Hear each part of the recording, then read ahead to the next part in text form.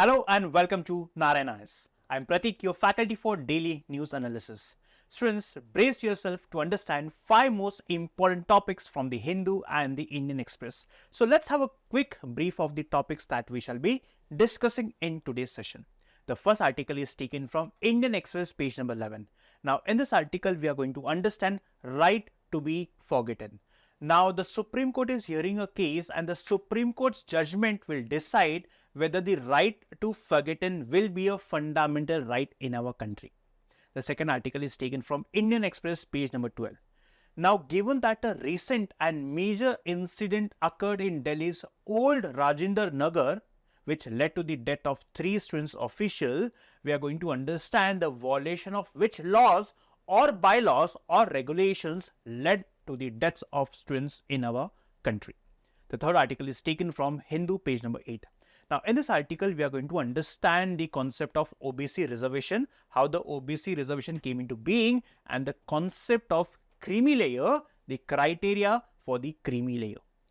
The fourth article is taken from Hindu, page number 10. Now, in this article, we are going to understand about the Coast Guard, the functions of Coast Guard, and how Coast Guard are important to safeguard the maritime security.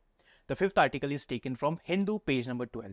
Now, in this article, we are going to understand about CITES, that is Convention on International Trade of Endangered Species. So, these are the 5 topics that we shall be discussing, and finally, we shall be discussing few practice questions so that you understand the type of questions that can come in the UPSC examination. So, let's get started. The title of the first topic is Right to be Forgotten. Now, in this article, we'll understand right to be forgotten and the Supreme Court's interpretation or the interpretation of this concept of right to be forgotten in our country. And you can map this under GS paper 2. So, previous question asked in the year 2017 was right to vote and to be elected in India is a fundamental right, natural, constitution and legal right. So, similar question can also be asked on right to be forgotten. Now, the Supreme Court has agreed to hear a case that could shape the right to be forgotten in our country. Now, a person had petitioned in the Supreme Court requesting the Supreme Court to remove his personal information from the internet searches. Now, the judgment of the Supreme Court will determine whether this right to be forgotten is a fundamental right in the constitution of our country. As of now, it is not a fundamental right. The Supreme Court is hearing a case. Now, the judgment will determine whether this right to be forgotten is a fundamental right and how it interacts with other fundamental rights like Article 19, 21, etc. Now, what is right to be forgotten? It is the ability of individuals to have their personal information removed from internet searches and other digital platforms. Let's say I have my personal information on the public platform. So, I can request a court to remove the personal information from the internet searches and digital platform, right? If I think that this information which is available in the public domain violates my right to privacy, then I can request it to the court. This concept of right to be forgotten was originated in 2014 in the Google Spain case in the European law, where the European Court of Justice held that search engines like the Google search engines must honor the individual request that their personal information be removed from the internet searches. And this right is mentioned in Article 17 of the European Union's General Data Protection Regulation. It emphasized individuals' right to control their personal information. I will decide if the personal information should be available on their digital platform or not, right? So, this is right to be forgotten. Now, in India, there is no specific statutory framework. There is no framework regarding the right to be forgotten. In 2017, in a landmark case, the Supreme Court held that right to privacy is a fundamental right. Yes, we all know it. But right to privacy is a fundamental right under Article 21 of the Indian Constitution. This is very, very important to understand. Right to privacy is a fundamental right under Article 21. What is Article 21? Right to life and personal liberty, which means life of a person and personal liberty, life and personal liberty of a person cannot be deprived. It can be deprived only through procedure established by law. Now, in the 2017 judgment, one of the judges, that is Justice S.K. Kaul, he mentioned that individuals should be or should have the right that their information be deleted from the public platform. Right? There are certain exceptions where this right to be forgotten can be overridden with other rights like freedom of expression, public interest, legal obligations, historical or scientific research, which means that in case the information of a person which is available on social media is important for public interest, right? Important for public interest, or let's say a scientific research, then in this case, this right to be forgotten right can be overridden with other rights, right? There has to be an exception, but the judge said that yes, an individual should have the right that his personal information be removed from the search engines. Now, let us try to understand how the different courts in our country have ruled on this issue of right to be forgotten.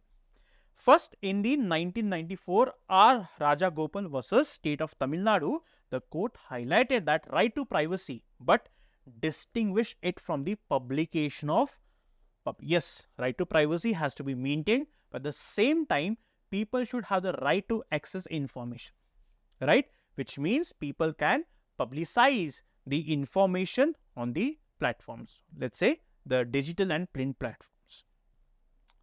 Then in the state of Gujarat 2017 case, the Gujarat High Court denied a petitioner's request to remove details of his acquittal from the public domain. Now, this was a case where a person was accused in a murder and kidnapping case. Later, he was acquitted, that is, set free. But the information of his case was available on the social media, that is, the search engines. And this person requested the Gujarat High Court to please remove his details from the record. But the Gujarat High Court denied the petitioner's request, stating that legitimacy of public access to court orders, which means people have the right to access to the court orders. Now, in the next case of 2017, a person had filed for the annulment of marriage. That is, what is annulment of marriage? Where the marriage is declared null and void, which means as if the marriage did not happen.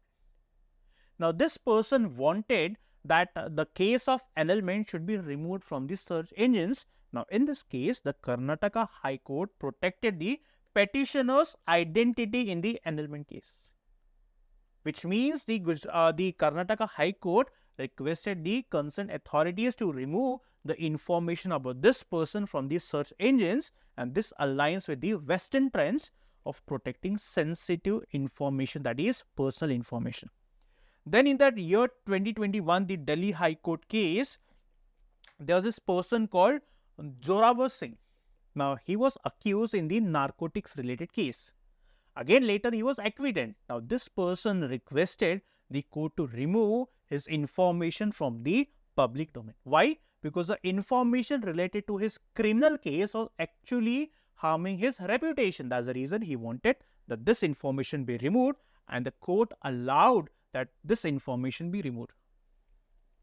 Then again in the year 2020, in the Odisha High Court case, now this is a case of the revenge porn case. Now, what is revenge porn case? Now, this is a case where the ex-partners, they publicize or share sexually explicit images or videos of the partners in the fit to take revenge. Now, in this case, the victim whose videos were circulated, now this victim requested this Odisha High Court that her images, or let's say the videos, be removed from the public platform. Now, in this case, the court emphasized the need for broader debate on the right to be forgotten. The court allowed, yes, that the court ordered the concerned authorities that the images and videos of this person be removed from the search engines, right? So, these are how the courts in our country have interpreted this concept. Now, the Supreme Court judgment will give a clarity whether right to be forgotten is a fundamental right or it is not. It balances this right to be forgotten, with other constitutional rights such as freedom of expression and public's right to know information, that is right to information. So here one we have right to privacy, and on the other hand we have the right to information, which means people have the right to seek information. Now, as this right to be forgotten lacks a statutory framework, even the parliament can make a law thereby regulating this right more clearly.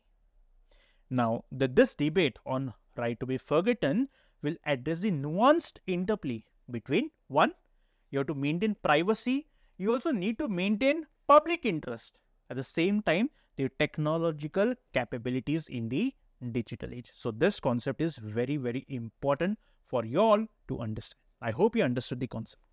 Students, the title of the next topic is Killing Students. Now, in this article, we'll understand the reasons that led to the death of 3 children in Delhi's old Rajendra Nagar.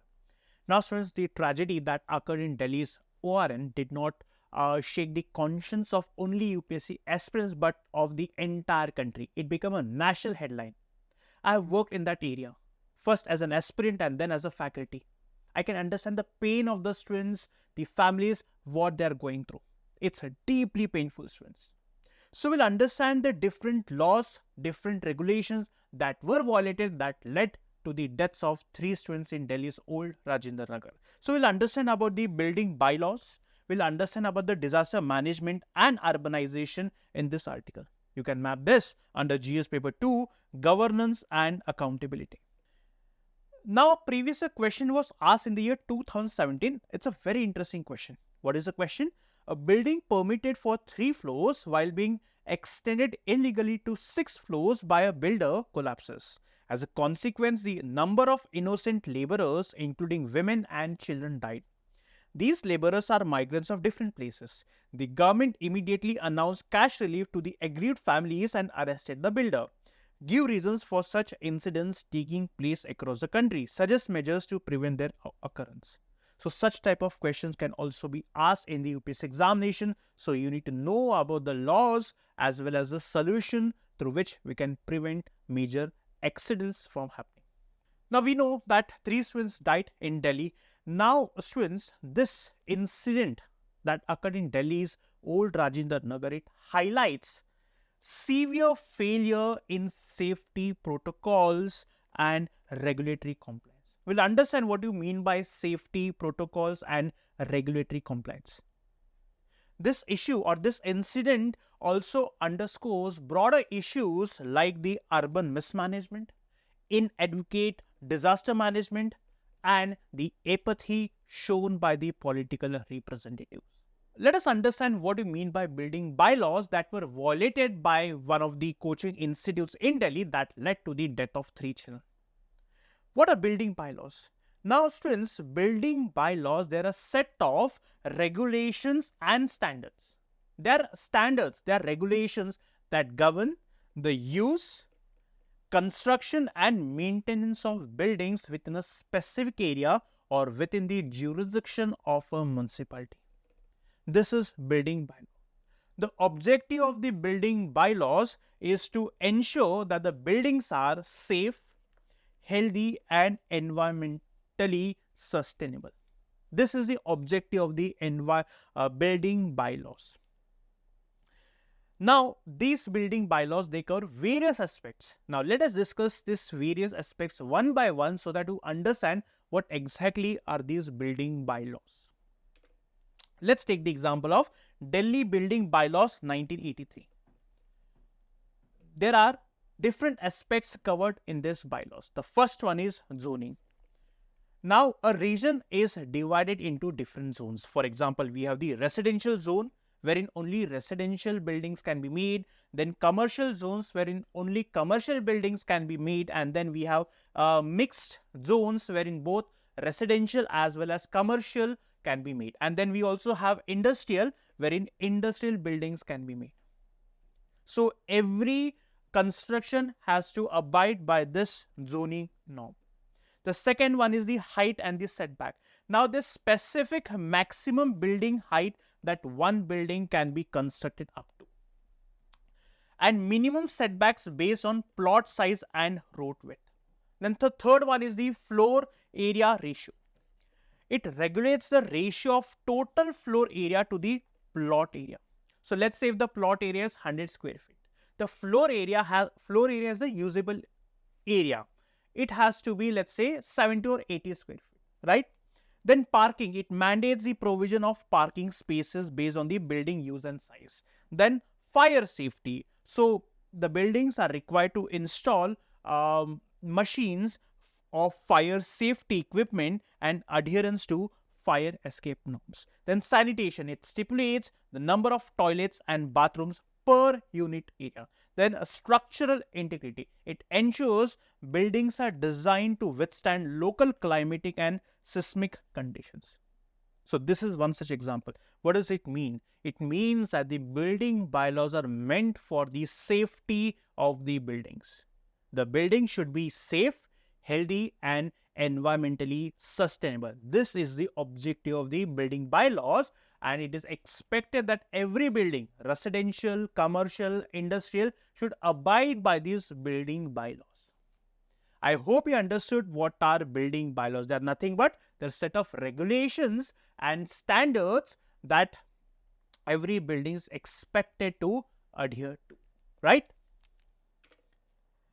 For example, now let me just tell you how the bylaws are violated. For example, constructing buildings without the necessary permits and approvals. Let's say, for example, if a building is authorized to extend G+3, they extend more than G+3. This is how they violate. Again, they bribe the MCD officials, and this is how they carry on the work. Using materials or construction methods that do not meet specific standards as prescribed in the building bylaws. Overcrowding buildings beyond their approved occupancy limits. Overcrowding. Failing to install or maintain required safety equipment, let's say fire safety equipment. Converting spaces into unauthorized use without meeting safety criteria, as it happened in Delhi's one of the institutes wherein the basement area was actually used for the classes and library. This is how the building bylaws are violated, and that resulted into a major mishap. Then talking about the fire safety regulations. One, we saw the building bylaws. Now we have the fire safety regulations. Now the coaching centers must comply with fire safety norms, like every coaching institute must have multiple exits. It should have fire detection and alarm system, fire extinguishers, smoke detectors, training and drills, and clear evacuation plans. Now, I have been in that area for 10 years. I know not a single coaching institute abides by these norms.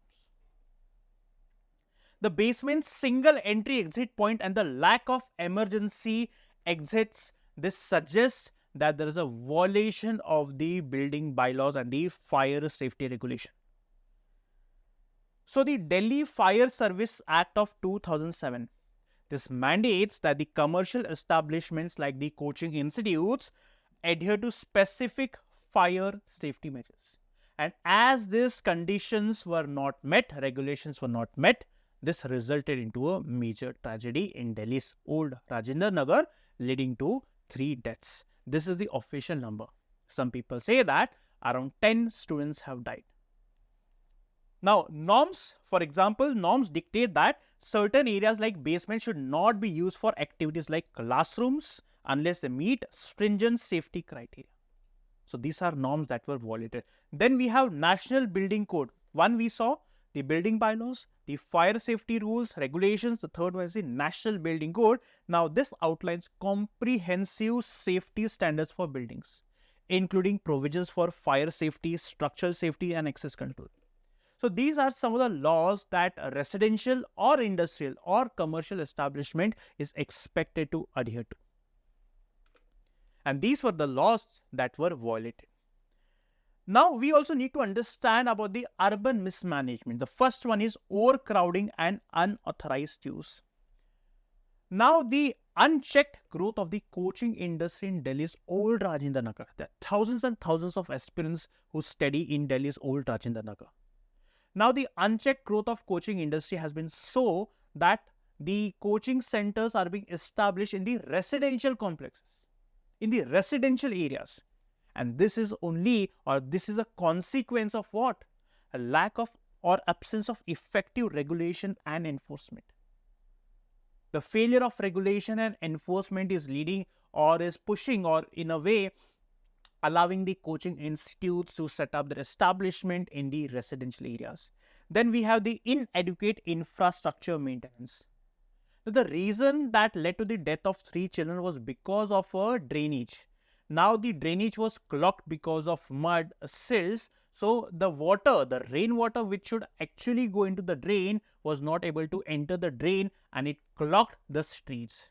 And the same water that was on the streets, it entered the basement area and it trapped the students who were in the basement, leading to the deaths. So infrastructure was horrible.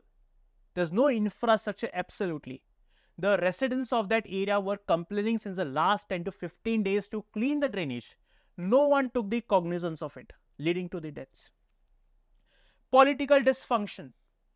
Now, this apathy by the political representatives. The political parties are blaming each other for this mishap. No one is understanding the pain of the people. So, the political dynamics or the politics is completely missing.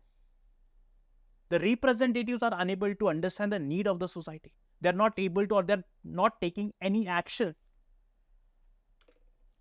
Then disaster management, lack of preparedness. Now the institutions, or let's say for example the coaching institutes, they do not know, or they are not ready to respond to the emergency situations like flooding. They do not know how to respond to flooding. Now in 2019, in a Surat coaching center, it caught fire, leading to the death of students. At the same time, just a few months back, in Delhi's Mukherjee Nagar, now Mukherjee Nagar is known for the UPSC aspirants. In Mukherjee Nagar, majority of the institutes are Hindi medium or an English medium. So in one of the institutes in Mukherjee Nagar, again that institute caught fire, leading to the deaths of few students. Despite so many accidents, the authorities, the political representatives are simply quiet. Just 4 days back, a UPSC aspirant was electrocuted in Delhi's Patel Nagar. So such incidents actually points out to the apathy of the political representatives. So we understood Delhi, the building bylaws, the fire safety norms, and then we understood urban mismanagement, disaster management. Now let us also focus on the solution. What is the solution? The solution is that all the building bylaws, the fire safety norms, the safety protocols should be strictly enforced. And if they are not enforced, a heavy penalty should be imposed. Infrastructure improvement. The drainage system of the region, not only Delhi's ORN, of the entire country, should undergo a massive change. Comprehensive legislation. Now there has to be comprehensive legislation regulating the entire coaching industry, not only about the infrastructure but about the various aspects. For example, the labor laws, right? The infrastructure, the entry and the exit points. So there has to be comprehensive legislation. Government accountability. Now, unfortunately, not a single individual or the government office has taken the accountability, taken the responsibility for the incident. So there has to be accountability mechanism. The government has to prioritize governance and administrative duties. Public awareness. Now there has to be public awareness so that people understand which are the safe coaching institutes where they can go and take admission. It is very important that you seek or take admission in the safe coaching center so that when a tragedy occurs, there are evacuation plans and the institute can respond to the emergency-like situation. Then political cooperation, the MCD, the state government, the central government, they keep on blaming each other.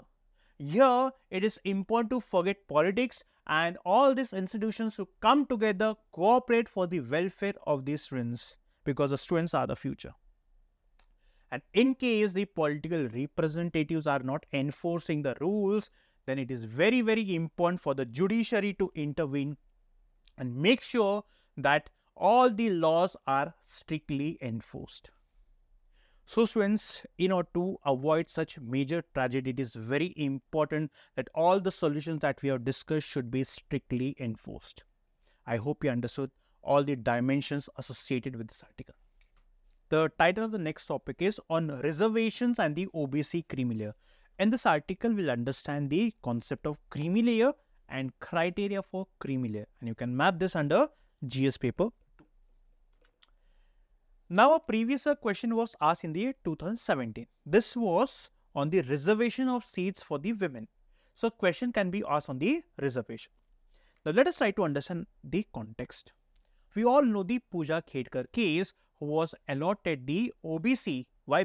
Because she belonged to the OBC non-creamy layer. Now, she had multiple disabilities, but this case was later exposed that this candidate had received a fake medical certificate showing that she was a disabled person and thus got the IAS post.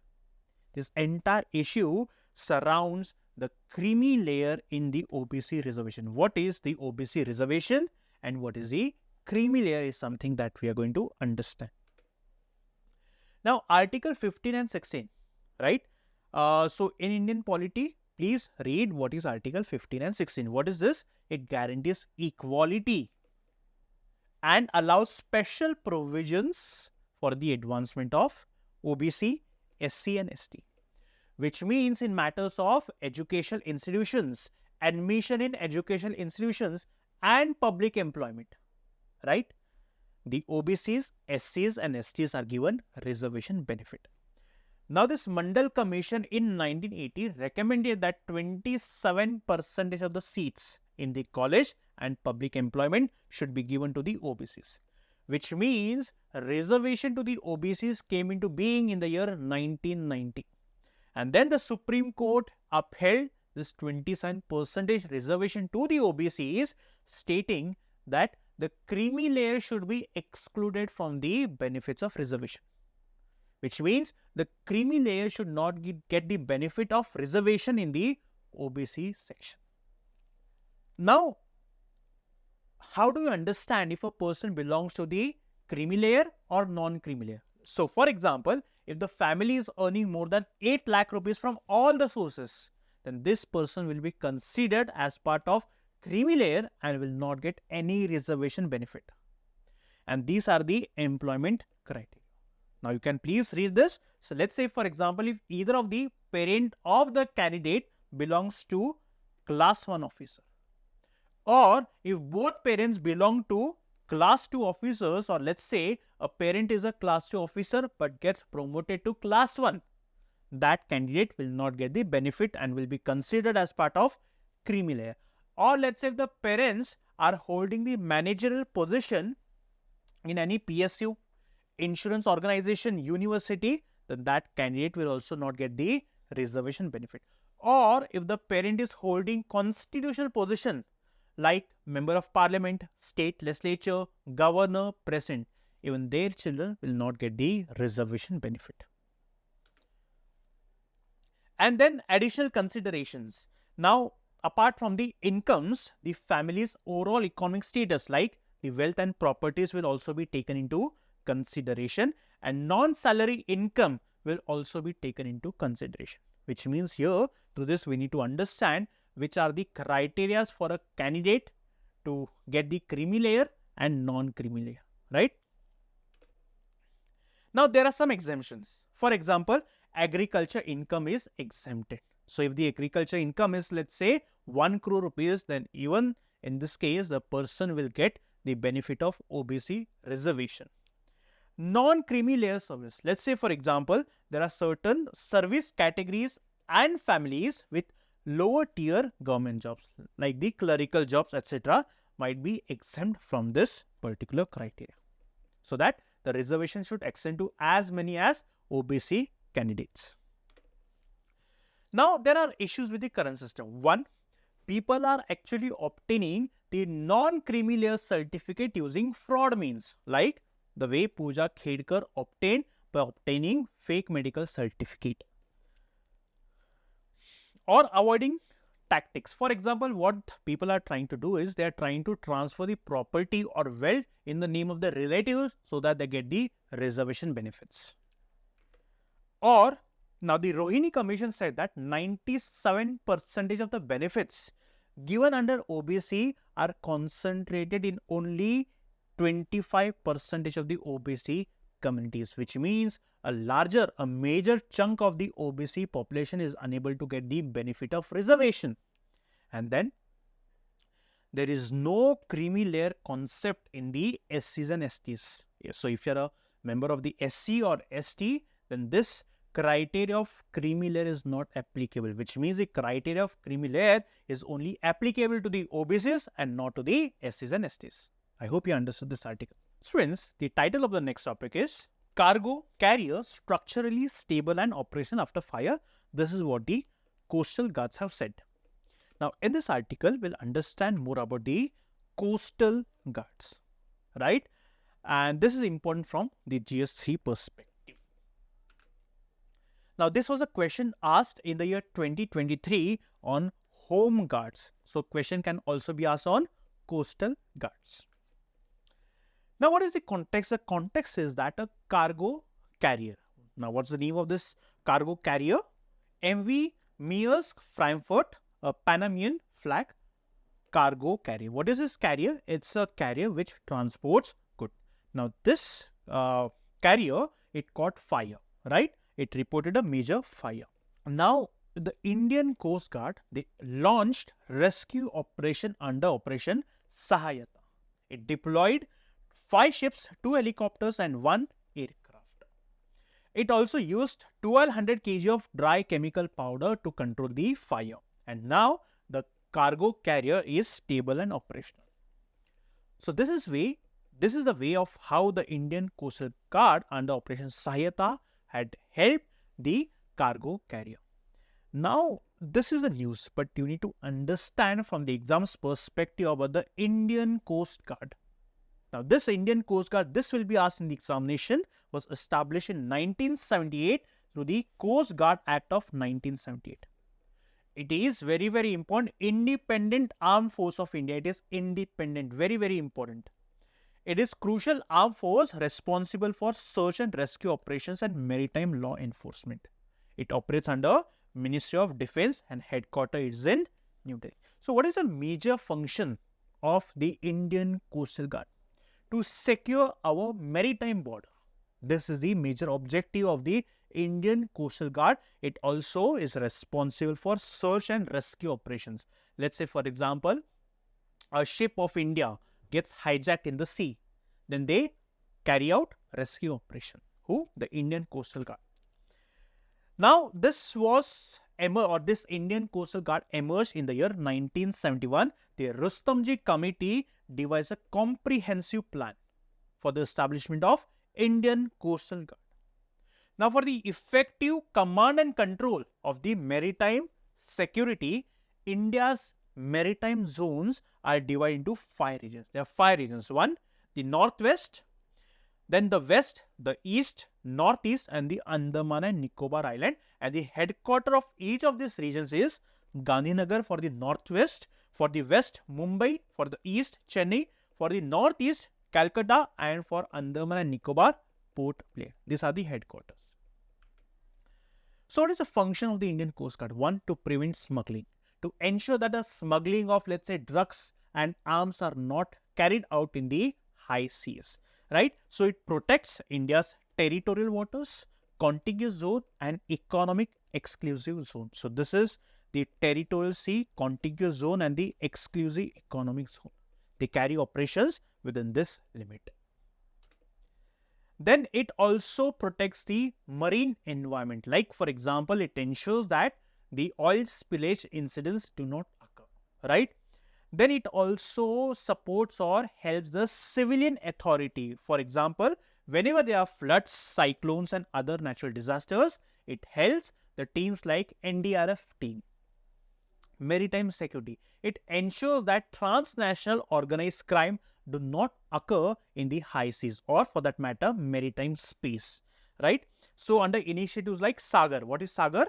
Security and growth for all in the region. So, India has taken this responsibility to provide security in the Indian Ocean region. So, we help countries like Maldives, Bangladesh, Sri Lanka, right? And neighborhood first policy. So, under neighborhood first policy, we focus on our neighboring countries and we attach importance to these countries by helping these countries to secure their coastal space, right? So these are the functions of Indian Coastal Guard. I hope you understood this article. Students, the title of the next topic is CITES Aegis Norms for Agarwood Export. Now, in this article, it is very important to understand this convention called CITES. This is important from the GS3 perspective. Now, a previous question was asked on the IUCN, that is Conservation of Nature and Natural Resources, right? And that's the reason a question can also be asked on CITES. A question was asked on CITES in 15. Again, it can be asked. So you need to know what is this convention called CITES. But what is the context? The context is that India successfully prevented the inclusion of agarwood in the review of significant trade of CITES. Now, all you need to understand about this context is that had this agarwood included in the RST of CITES, that India couldn't have exported agarwood to different countries. Now, as India has prevented the inclusion of agarwood, we can export agarwood and this will benefit the farmers. This is the context that you need to understand. But as I told you, from the exam's perspective, it is important to understand what is CITES. What is CITES? Convention on International Trade and in Endangered Species of Wild Fauna and Flora.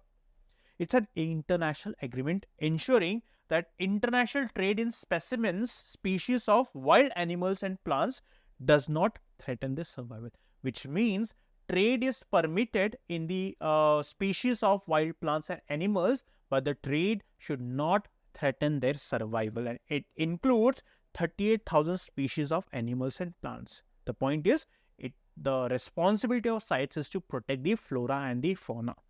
It was drafted as a result of resolution in the year 1963 at a meeting in the International Union for Conservation of Nature, IUCN. It was signed in Washington, D.C., America in 1973 and came into force 1970. So it came into force in 1975. So all these points are very, very important from the prelims perspective. Now, again, this is very, very important. This can be asked in the UPSC examination. There are 3 appendices. Now, this appendices, it actually states the degree of protection the different species require. For example, the species that are mentioned in Appendix 1, they need high protection, followed by Appendix 2 and Appendix 3. Now, in Appendix 1, species threatened with extinction. The trade is permitted only in exceptional circumstances. It's not that the trade is not permitted at all. It is allowed, but in exceptional circumstances. Appendix 2, they are not necessarily threatened with extinction, but must be controlled for their survival.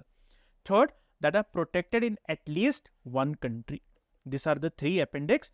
Now, given that India has prevented the inclusion of agarwood in the RTS of CITES, this is going to benefit the farmers of Assam, Manipur, Nagaland and Tripura. So, CITES, 3 appendices, and this point is something that you need to know and learn for your examination. I hope you understood this article. Students, now it's time to discuss practice questions. Question number 1, in which case did Supreme Court of India explicitly recognize right to privacy as fundamental? Very, very easy question. One of the easiest question. The answer is Puttaswamy versus Union of India 2017. The next one is about the OBC. The annual parental income should be less than 8 lakh for the past 3 consecutive financial years. This criteria to determine if a person belongs to the creamy layer, right?